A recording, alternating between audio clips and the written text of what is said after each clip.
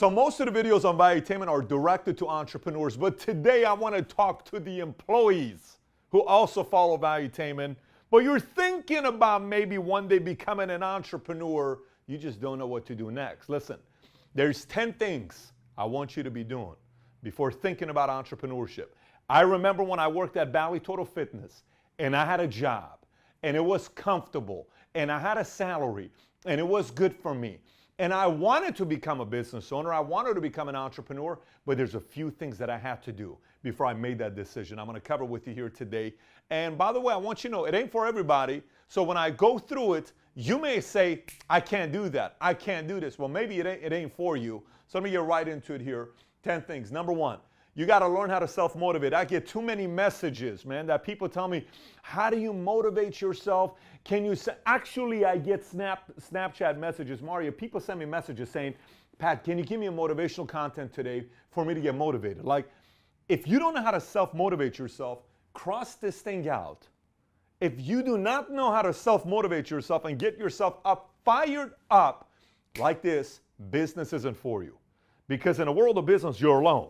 There's not going to be somebody telling you you're amazing. There's going to be actually people on the complete opposite side saying how horrible you are, constantly finding your leaks. Think about it this way here, so this maybe makes sense to you. Any athlete that first gets into the league, everybody picks at him. He doesn't know how to play defense. He doesn't know how to do this. It takes 6, 7, 8 years until they maybe win a championship. Then they get off their back. Same as becoming an entrepreneur. You got to learn to keep yourself tough. You got to learn how to play hard. You got to learn how to stay motivated and get your people motivated. So you got to learn how to self-motivate before you become an entrepreneur. Number two, save, save, save. Save your money. I saved my money when I worked at Bally's. I was working at Bally's, but I was saving that money. I was setting aside the money because I knew long term I was going to be in sales. I didn't know what I was going to sell, and I didn't know if I was going to stay as an employee forever because I wanted to figure out a way to make more money. I didn't know sales was it, but I did know that I needed my money in case if I went fully commissioned, what am I going to do if I go fully commissioned? Save, save, save. Number three, learn how to sell. Today we had an entrepreneur that came here. He may be in the next vlog that we'll do. I don't know, Paul, if you're going to put him on there or not. We'll figure it out. But he came today. His idea was he has an app that he's designing that's for what? That's for house cleaning. So, for instance, I'm in Houston. I want a house cleaner to come to my house tomorrow to clean it up. I get on there. I book him 4 hours. My house is 2,000 square feet. The pricing is going to be $120. And somebody just comes to my house. That's what he's designing. He comes here. Mario invites him to come to the office. He's flabbergasted. He's got 5 to 10 minutes with us, and he speaks for 10 minutes. You know what I asked him? I asked him the following question. Do you know how to sell? He says, I do. I said, I'm telling you, you don't know how to sell. He says, what do you mean? I said, 10 minutes you're here, you haven't asked a single question yet.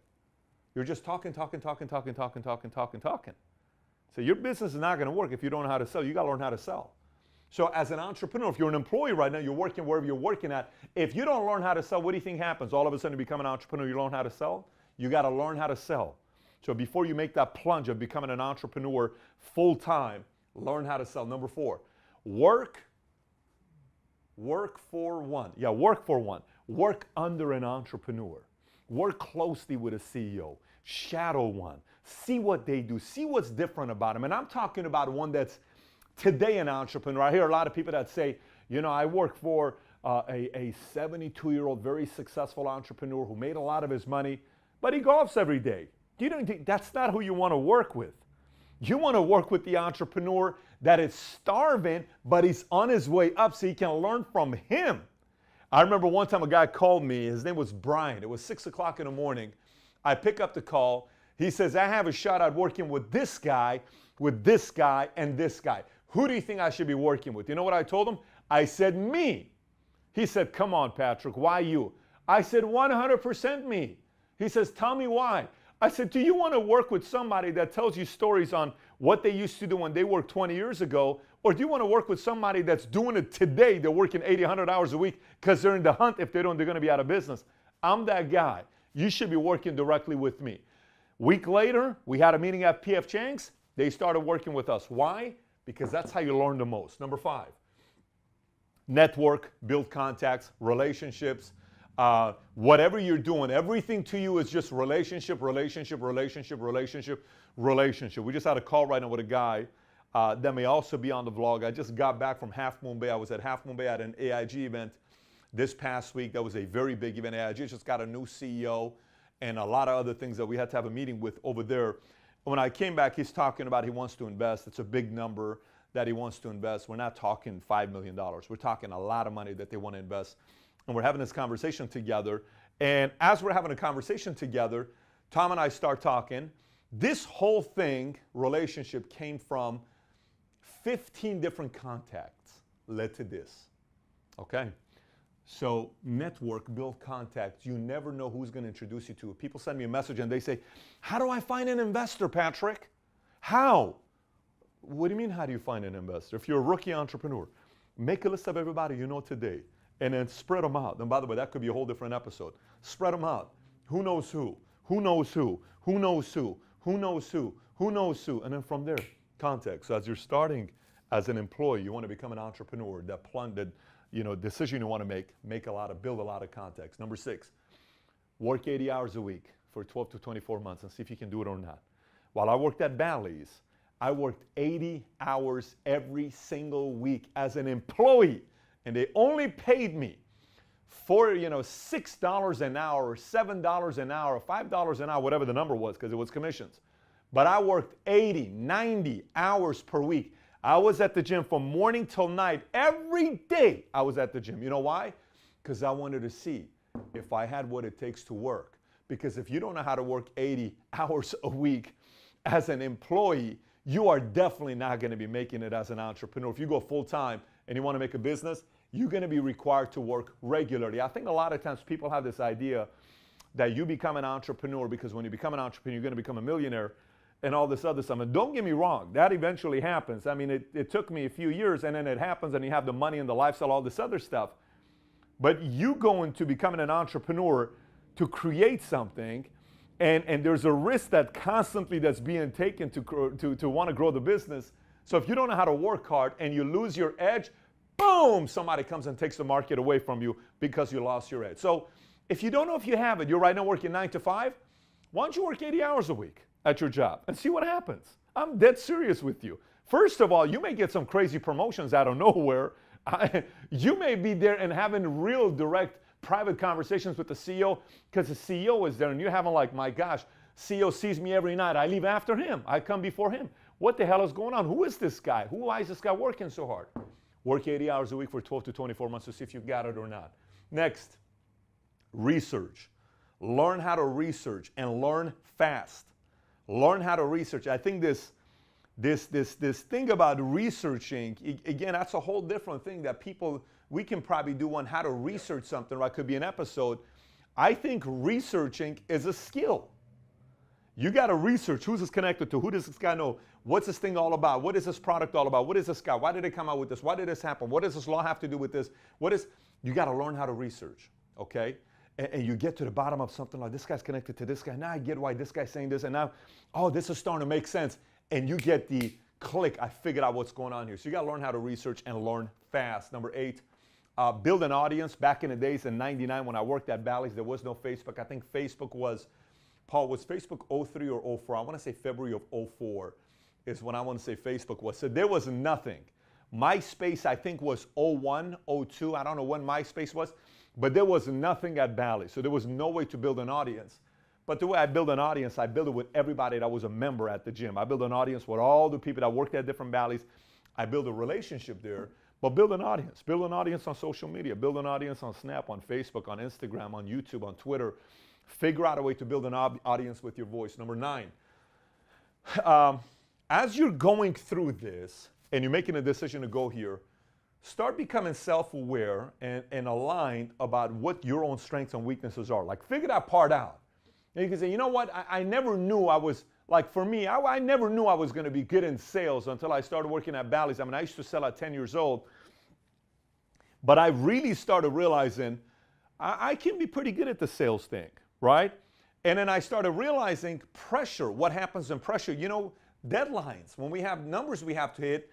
In sales, we had closeouts on Thursdays. I'm okay with this. there was another guy, one of my managers I work with. He was my boss. He couldn't hack it himself, but he was my boss. Great guy, a sweetheart. One thing I'll never forget about him, he always told me, he says, Pat, you curse too much, because I just got out in the Army, so every other word out of my mouth was a curse word.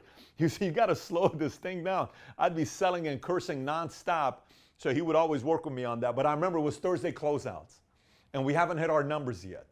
He would be panicking. There's a guy named Tony Wilson would call in, and no one wanted to pick up Tony's call, but I would pick up the call. Tony, what's going on? Why are you bothering us? It's not done yet. Let me finish up my day. Can I call you back at midnight? Yes. They didn't want to answer the phone call. Then boom, we would get 2, 3 sales. How? I'd go in the walkway. I'd go in the gym. I'd walk around. I would say, hey, how you doing? How's work? By the way, who do you know right now that's looking for a membership? Where are you from? Why are you working out alone? Why don't you call your friends? Well, let's get them to become a member, man. Who can you call right now can come to the gym? Tell them to come to the gym. I would go through the members that are working out, and I would get them to call their friends to come to the gym, and I'd sell a membership that night, and boom, we would hit our numbers, right? But it was you kind of figuring out how to make that part happen. So you learn your strengths and industries. I liked sales. I liked numbers. I started looking at which industries gave life, good life. Like I saw too many guys in real estate that were still selling in their 30th year and working on Sundays. I saw way too many guys in mortgages that were still selling. I started looking at stocks where, because I was a Series 7 guy, market would go up. It was great. Market would go on. They were afraid of answering the phone calls and all this stuff. I looked at pharmaceutical sales. If you got a good drug and you work with somebody, it was good because the doctors would constantly order. There was so many different things I looked at. And then I realized I like insurance. So I chose insurance. Why? I saw guys 10 years down the line, 20 years down the line, good personal life. Kids went to private schools, good life, a lot of money. You know, you had an opportunity to make real good money, like 5 million a year, 10 million a year, some even more than that. So that opportunity was attractive. But you'll learn it here on what you're going to be doing next. And last but not least, 10, death ground. You got to put yourself in situations where your back's against the wall. Let me tell you what that is. Let me tell you what it is, okay?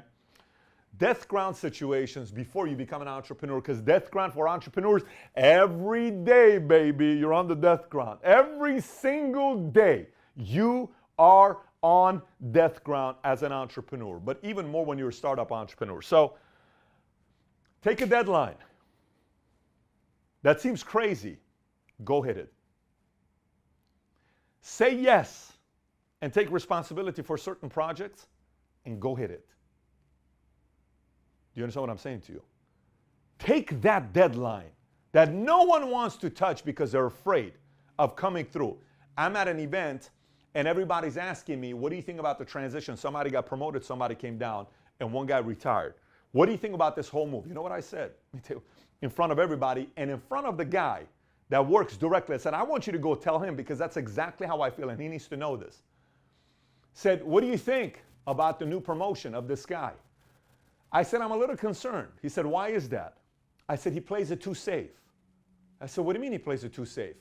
I said, you see, in this industry, you can get, after 25 years of being in a business, you can get a $300,000 a year salary. You go to a $400,000, $500,000 a year salary, and you play it so safe because you don't want to ruffle any feathers and take any risks, because if you do, you could possibly be fired. Whereas a guy like a Bob Ben-Moshe, former CEO of AIG, that if you go watch some of this guy's interviews, gutsy guy. I've seen this guy in rooms talking, cursing every other word, just a feisty guy that went to the government, asked for $183 billion from the government to save AIG, and then comes back and says, not only am I going to give the taxpayer the money back, but I'm also going to give him interest. And no other company that went and got money from the insurance government did that. He gave the government $183 billion back plus $23 billion of interest, I think 4 years later.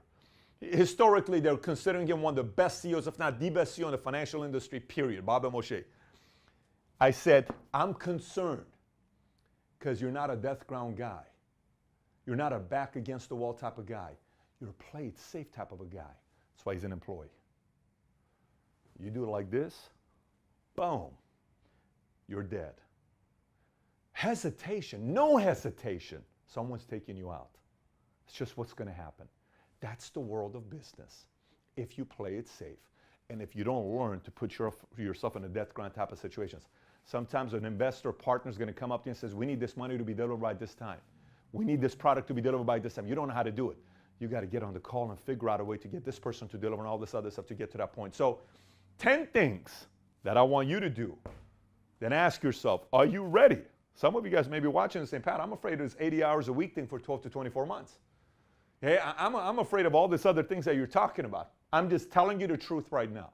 You want to do it? Do it. You don't want to do it? You don't do it. By the way, 90% of people are not going to do this, what I just talked to you about.